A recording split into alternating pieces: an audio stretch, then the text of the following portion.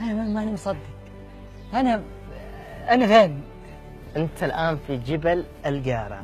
طبعا جبل القارة اعتبر هو من أهم المعالم اللي موجودة بالأحساء، يتميز بالكهوف الطبيعية الباردة، أحد الكهوف الموجودة الباردة، كذلك يعتبر من أهم المعالم الطبيعية كتاريخ.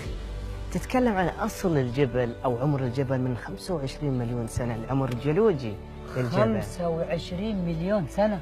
وهذا يبين لك أن الأحساء لها تاريخ. دقيقة، هذا الجبل 25 مليون سنة؟ من 25 أمسك مليون سنة. أنا مسكت جبل عمره 25 مليون سنة.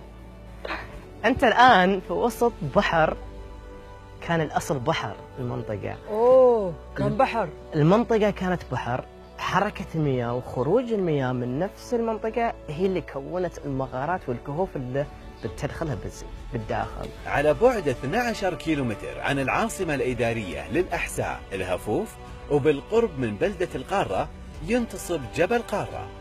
الرسومات هذه ما هي تاريخية، أنتم رسمتوها؟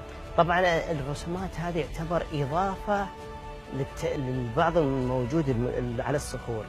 هنا لو تلاحظ بفاجئك بشغلة، الآن احنا نمشي طالع خلينا نلتفت بالخلف. الله، شوف هذا القدم، هذه قدم.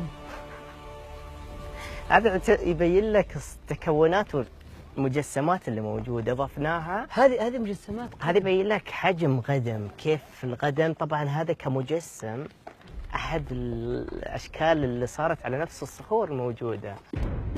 جبل قارة تم تطويره كمرفق طبيعي تاريخي ثقافي وسياحي حديث، وسمي المشروع أرض الحضارات.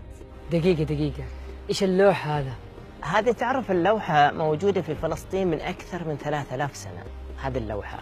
هذه اللوحة يتكلم لك عن قصة طوفان نوح، قصة معجزة نوح وسفينة نوح. تعرف الرسالة هذه رسالة نبينا محمد. طبعا هذه رسالة نبي محمد صلى الله عليه وسلم، وهذا بداية دعوة الإسلام، الدعوة بروح الإسلام الطيب المرنة. صحيح. وتعامل الإسلام. لما انطلب من المنذر بن ساوة اتركوا اليهوديين والمجوسيين على نفس الديانة، بينما دخول الإسلام عن طريق الحب وليس عن طريق الكره والإجبار. صحيح. وهذا يبين لك تعامل، كيف ما شاء الله تتعامل. تبارك الله. شوف يا حبيبي، أكون معك صريح، أنا داخل في مكان تاريخي جمع كل الحضارات. يعني أنا الآن كأني مسافر في عدة دول، وشفت المعجزات كلها، وشفت أشياء جميلة.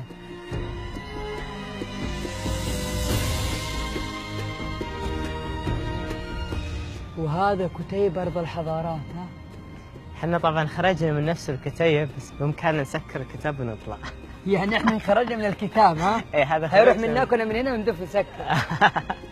لا، فكرتكم جميلة جدا، استغلال هذا الجبل في أرض الحضارات. أنت وريتني الحضارات كلها.